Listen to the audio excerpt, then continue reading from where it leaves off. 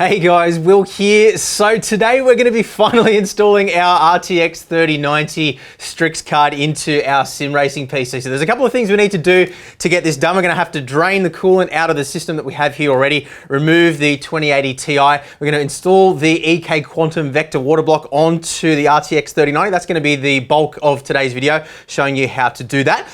And then obviously get it installed into the system, do some testing, fill it up with coolant again, and see how it goes. Now what I have done already is run some benchmark tests on the 2080 Ti so we can do some direct comparisons with the performance for triple screen sim racing between the 2080 Ti and the 3090. But for now, let's get started on the Waterblock installation, get it installed in the PC and make sure everything's all good. Now, one thing I will mention before we do get started, it is a good idea to test the card before you install a Waterblock on it. Different manufacturers do have different policies when it comes to voiding of warranty by installing Waterblocks like this. So, and one thing that I did notice with this particular card is it does have a little sticker on the back to tell them, like a tamper-proof sticker, to let them know that screws have been removed. So definitely wherever possible, test the card out, make sure it's fully functional before you do go ahead and install a Waterblock. But let's go ahead and get going with this.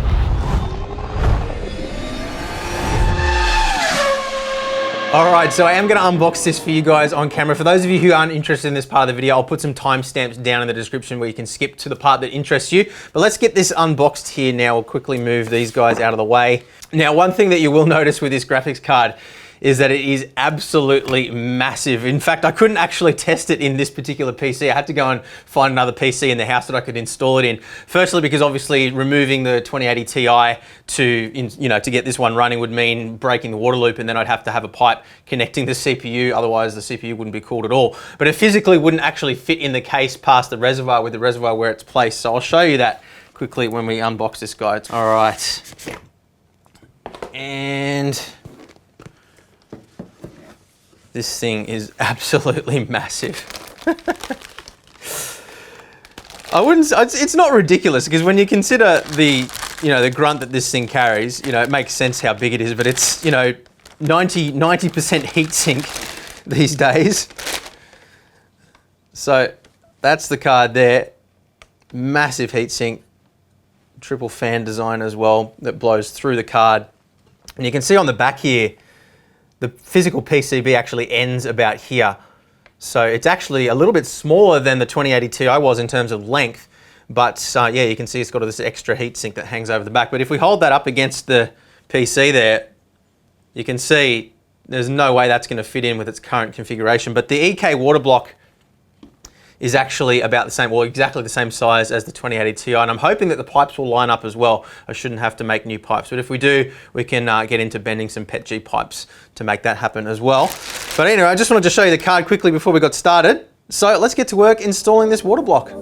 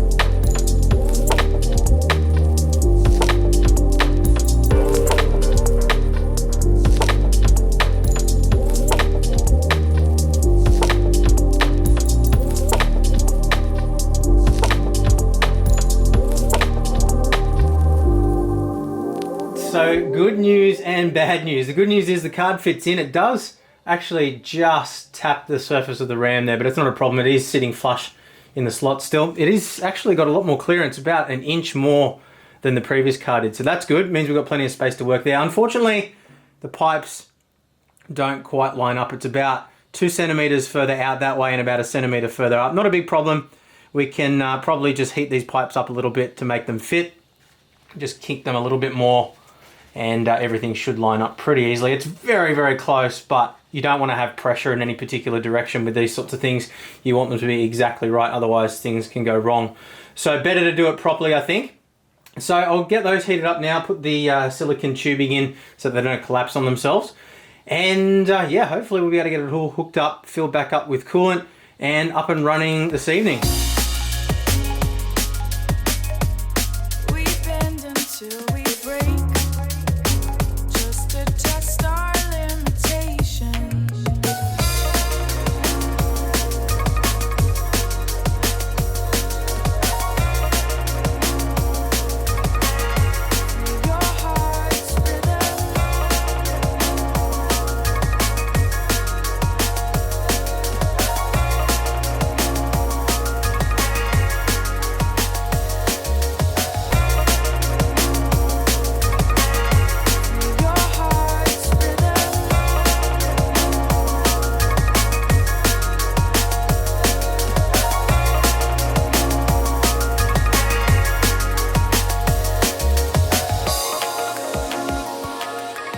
We have run the pump for about an hour, made sure that there's no leaks.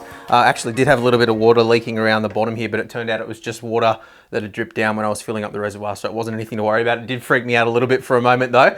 But everything seems to be all good. We've bled the system for about an hour, so we should be good to boot up now. So I did, as I said at the start of the video, I did test the card with the stock block on it, but it did require quite a bit of effort to get those blocks off, and it always makes me nervous when you're having to sort of do things like that. So let's power it up. Oh, no, that's normal, that's normal. Memory training the first time it boots up. There we go, okay. So we've got a signal. That's always a good sign. Pump's running. We can see a few bubbles coming through just from moving the computer. So we've got the lemonade effect going on at the moment. That'll take, you know, a week or so to settle. But we should, there we go, we've got a signal. Excellent. Oh, man. I hate, I've done so many of them. I hate putting water blocks on GPUs. I mean, like they've got the process down as far as it can go, and like it's really not that hard. It just makes me really anxious.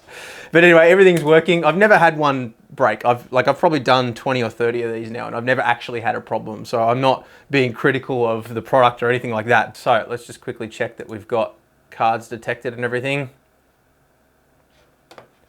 All right, we've got a RTX 3090 being detected there, so everything looks to be perfectly fine.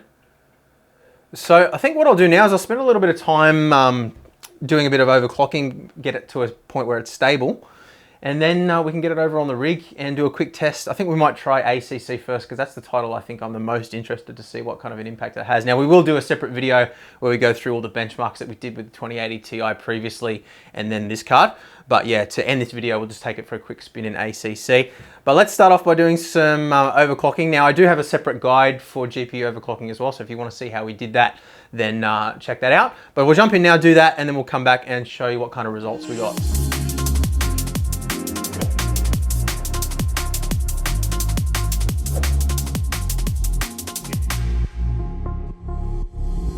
All right, so we've been through our normal stress testing process and we're running here now on F1 2020. Just sort of had this running for the last hour to see how it performed under normal sort of gaming conditions. If you come in a little bit closer, you can see up here on frame view, around 90 to 95% load on the GPU and sitting at around a 52 degree mark on the GPU as well, which I'm very comfortable with. The Waterblock seems to be doing a really good job. And if you just come over here as well, one thing I did notice is that the backplate is actually really quite hot to touch. Now that might scare a few people. That's a good thing because it means that it's drawing heat away from the components behind very efficiently. And the fact that that backplate is so thick as well compared to the backplate that we've seen on previous cards definitely means that that's intentional. So GPU temperature as reported by the die hovering between sort of 45 to 52, 53 degrees. That is with the card overclocked. At stock clocks, we were sitting sort of around the 40-degree mark, so it was quite a bit cooler. Look, the benefit of the overclocking wasn't massive, maybe 20, 30 frames or so on this system, but once we get it up and running on the triple 4Ks, we'll see what it really brings to the table, but it's perfectly stable. So let me just Alt-Tab out of this quickly now and show you what we've got in MSI Afterburner. So we've raised our power limit to 123%, which is the maximum for this card. Temperature limit is raised as well, but obviously we're never going to be getting anywhere near that because we're not running on air. Core clock, I was able to get a comfortable plus 100 on the core. We were able to push that up to 150 before we started to see some issues on the single screen. But obviously, again, with the other displays adding more load, I wanted to keep it sort of within a comfortable range. Obviously, stability is the most important thing here. Memory clock, we were able to get plus 1100 as well. So you can see here, memory clock ended up at 10,852 megahertz. And the core clock under maximum boost, you can see up here, 2070 megahertz or 2.07 gigahertz, and that's sitting around 80% load on the GPU. So we'll have a look at that again and see what it maxes out at under 100% load. But yeah, look, so far everything's going really well. So I think it's time to get it over on the main system now and see what happens. So we're all up and running in Assetto Corsa Competizione now. Everything kind of just worked out of the box. Didn't have any problems with setting up surround or anything. Quite a few people have said that they had problems with 3090s and 3080s with getting surround working. So that was exciting.